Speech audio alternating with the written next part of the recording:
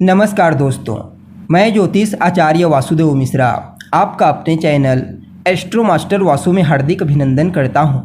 दोस्तों, आज का यह ज्योतिष का कार्यक्रम आप सभी वृश्चिक राशि वालों के लिए सम्राट सूर्य के राशि परिवर्तन प्रभाव को लेकर बड़ा ही खास कार्यक्रम साबित होगा।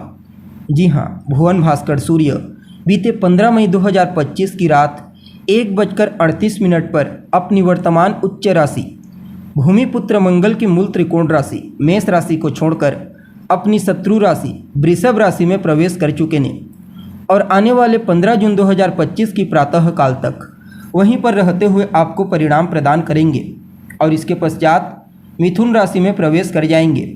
तो ऐसे में सम्राट सूर्य का अपने शत्रु की राशि से गोचर करना आप सभी वृश्चिक राशि वालों के लिए क्या परिणाम लेकर आया है। इस गोचर काल के दौरान सूर्य जीवन के किन किन क्षेत्रों में आपको शुभ परिणाम प्रदान करेंगे, तो किन किन क्षेत्रों में आपको सावधानी बरतनी होगी और सूर्य की ताकत किन 3 जगहों से आपको बड़ा फायदा दिलाने वाली है, सभी बातें बहुत ही विस्तार के साथ आपको बताएंगे। इसलिए वीडियो को लास्ट तक देखिए।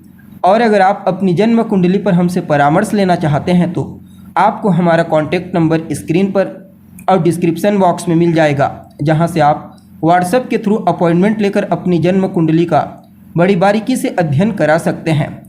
तो दोस्तों, सूर्य कौन है? सूर्य तो आत्मा, पिता, उच्च सरकारी नौकरी, मान सम्मान, पद प्रतिष्ठा, सफलता, आरोग्यता के कारक हैं। सूर्य अपने इन्हीं कारक तत्वों के चलते हमारे जीवन के विभिन्न पहलुओं को प्रभावित करते हैं।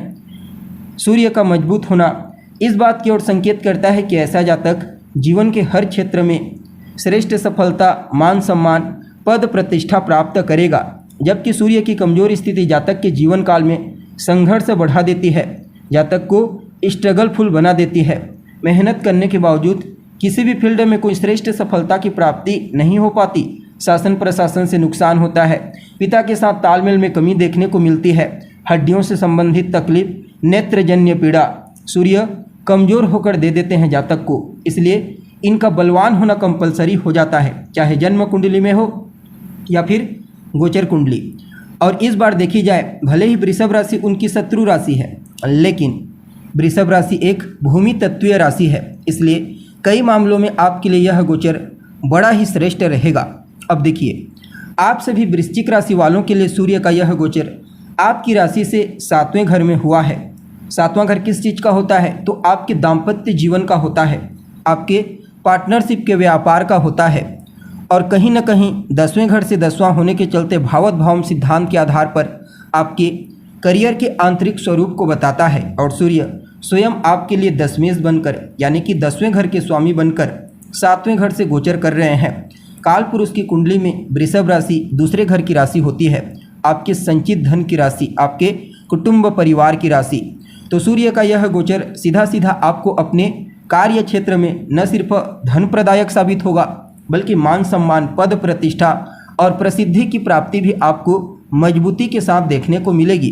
अगर आपकी स्वयं की जन्म कुंडली में अभी वर्तमान समय में किसी अच्छे ग्रह की दशा अंतर्दशा गतिमान है और वह ग्रह किसी भी प्रकार से सूर्य के साथ संबंध बना रहा है या फिर व्यापार के ग्रह के साथ संबंध बना रहा है, तो इस गोचर काल के दौरान आपको कार्य क्षेत्र में न सिर्फ लाभ की प्राप्ति होगी, आर्थिक लाभ की, बल्कि आपका यश और आपकी कीर्ति भी चारों तरफ फैलने लगेगा। आपके कॉन्फिडेंस को बढ़ाएंगे, आपके आत्मविश्वास को पहले के कंपेयर में, और आपका यह कॉन्फिडेंस हर जगह आपको सेंटर पॉइंट बनाएगा। इस समय आपके बोलने की शैली और कार्य करने की शैली हर किसी को प्रभावित करेगी। कार्य क्षेत्र के अलावा आप सामाजिक क्षेत्र में और धार्मिक क्षेत्र में भी अपना वर्चस्व मजबूत करते हुए नजर आएंगे। इसलिए सूर्य का यह गोचर आपके करियर के दृष्टिकोण से हर प्रकार से बेहतर रहेगा। कई मौके आपको प्राप्त होंगे। अगर आप नौकरी करते हैं और नौकरी के क्षेत्र में पदोन्नति, वेतन वृद्धि के लिए प्रयत्नशील हैं, तो सूर्य का आशीर्वाद आपको मिलेगा, चाहे गवर्नमेंट सेक्टर में हो या फिर प्राइवेट सेक्टर। कोई शुभ समाचार की प्राप्ति आपको अवश्य होगी। और अगर आप एक व्यापारी हैं तो आपका स्वाभिमान आपको व्यापार में लाभ दिलाएगा। आपकी आगे बढ़ने की जो टेंडेंसी होगी वह पहले के मुकाबले और बेहतर और मजबूती से देखी जा सकती है।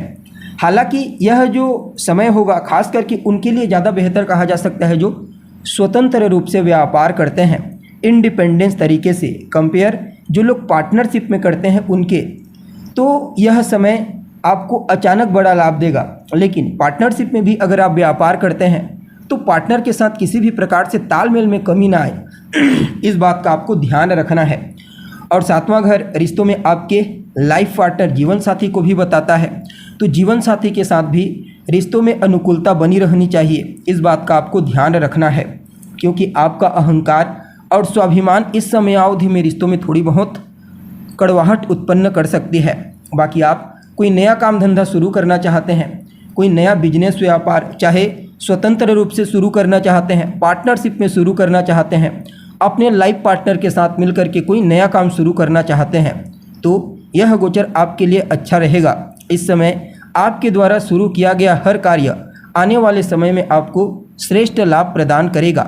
हालांकि यहाँ पर थोड़ी बहुत नकारात्मक प्रभाव भी आपको देखने को मिलेगी।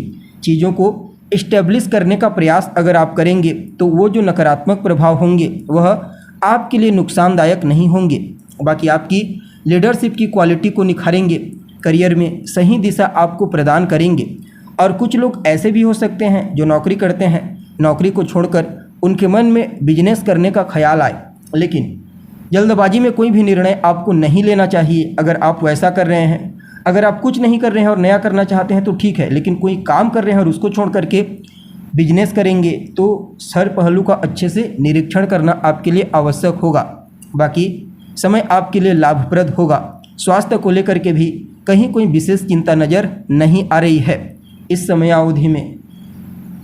फिर भी क्या कुछ उपाय आपको करना चाहिए, तो भुवन भास्कर सूर्य को अर्घ्य प्रदान कीजिए, उनकी आराधना कीजिए, नियमित रूप से आदित्य हृदय स्तोत्र का पाठ कीजिए, विष्णु सहस्त्र नाम का पाठ भी आप कर सकते हैं। साथ ही साथ सूर्य के एकाक्षरी बीज मंत्र का जाप भी अगर नियमित रूप से आप 108 बार 3 माला या फिर 5 माला जाप करते हैं तो इस गोचर काल के दौरान सूर्य आपको उत्तरोत्तर लाभ प्रदान करेंगे। छोटी मोटी जो तकलीफ भी आएगी वह दूर हो जाएगी। जी हाँ, तो दोस्तों उम्मीद करते हैं आपको जानकारी पसंद आई होगी। अभी के लिए बस इतना ही। पुनः मुलाकात होगी एक नए एपिसोड में, तब तक के लिए नमस्कार।